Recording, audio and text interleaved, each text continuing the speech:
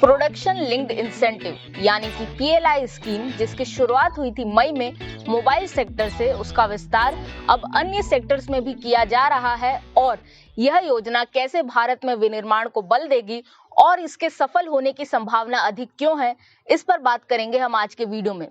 मई में जब इस योजना को मोबाइल सेक्टर के लिए लाया गया तो कई सारी कंपनियों ने आवेदन दिए जो इच्छुक थी कि इस योजना के तहत लाभ उठाकर वे भारत में विनिर्माण कर सकें। इनमें से 16 कंपनियों को अब तक भारत सरकार ने चुन लिया है, जिसमें माइक्रोमैक्स, फॉक्सकॉन, सैमसंग और साथ ही एप्पल के लिए विनिर्माण करने वाली विस्ट्रॉन और पेगाट्रॉन जैसी कंपनियां भी हैं। इस परियोजना पर अच्छी प्रतिक्रिया देखकर सरकार ने यह भी कहा है कि अब टैबलेट और लैपटॉप के लिए भी इस योजना का विस्तार किया जाएगा और साथ ही इसके बाद फार्मा और मेडिकल सेक्टर में इस योजना का विस्तार किया गया और अक्टूबर में 10 अन्य क्षेत्रों को इस योजना से जोड़ा गया। कुल 2 लाख करोड़ रुपए खर्च किए जाएंगे 13 सेक्टर्स पर अगले 5 वर्षों में, जो प्रोत्साहन के रूप में कंपनियों को मिलेंगे जो भारत में विनिर्माण करेंगी। इसमें ध्यान देने वाली बात यह है कि वर्ल्ड ट्रेड ऑर्गेनाइजेशन के जो नियम होते हैं उनके अनुरूप है यह स्कीम और किसी प्रकार की आलोचना की कोई संभावना नहीं है।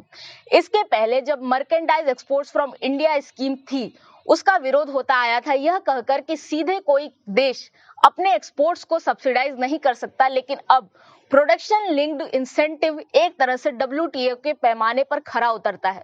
साथ ही यह स्कीम उस समय आई है जब देश विदेश की कई कंपनियां इस पर विचार कर रही हैं कि यदि चीन से पूरी तरह स्थानांतरित नहीं भी हुआ जाए तो कैसे डाइवर्सिफाई किया जाए, अलग अलग देशों में अपना केंद्र बनाया जाए, सिर्फ चीन में केंद्रित न रहा जाए।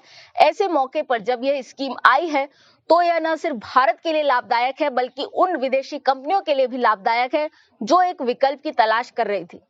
अब मैं 4 बिंदुओं में बताना चाहूंगी कि यह स्कीम सफल क्यों होगी, इसकी संभावना अधिक क्यों है।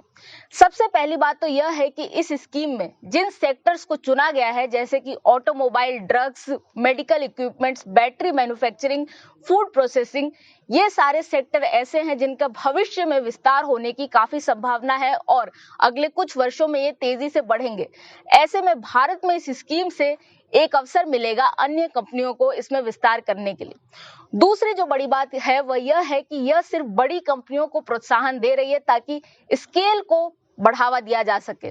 छोटी कंपनियों को इसमें प्रोत्साहन नहीं मिल रहा है, जिस पर विरोध भी हो सकता है। मैंने स्वयं लिथियम आयन बैटरी बनाने वाली कुछ कंपनियों से बात की और वे कह रही थी कि वे इस योजना का लाभ नहीं उठा पा रही हैं, लेकिन सरकार की योजना यह है कि एक तरह से बड़ी कंपनियों के माध्यम से इकोसिस्टम खड़ा किया जाए और उसकी सहायता से छोटी कंपनियां भी फल फूल सकें और साथ ही स्केल प्रोडक्शन से देश को भी लाभ हो।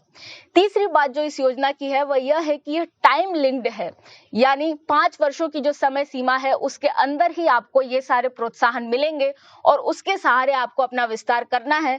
जैसे ही यह समय सीमा समाप्त होती है तो कंपनियों को किसी प्रकार का प्रोत्साहन नहीं मिलेगा और उन्हें आत्मनिर्भर बनना पड़ेगा। चौथी बात इस परियोजना की है वह यह है कि यह उन क्षेत्रों को बढ़ावा देती है जो लेबर इंटेंसिव है।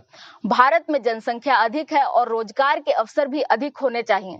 ऐसे में वैल्यू चेन के वो भाग जहां पर लेबर इंटेंसिव काम होता है उन्हें भारत में आकर्षित करने की योजना इस स्कीम के तहत है। जैसे हम देखें कि मोबाइल सेक्टर में क्या हुआ, 4 से 6% का इंसेंटिव मिलता है और साथ ही जो मोबाइल असेंबली का काम है वह काफी लेबर इंटेंसिव है और यह पूरे मोबाइल की कॉस्ट का 4 से 8% बनाता है। ऐसे में जो कंपनियां भारत आकर विनिर्माण करेगी उनकी मोबाइल की असेंबली का पूरा कॉस्ट एक तरह से प्रोडक्शन लिंक्ड इंसेंटिव के रूप में उन्हें मिल जाएगा और साथ ही मिलेगा उन्हें वह लेबर जो उन्हें आवश्यक है। अब इस योजना में एकमात्र चीज जो खलल डाल सकती है वह यह है कि भारत के केंद्र और राज्य में हमेशा समन्वय नहीं होता।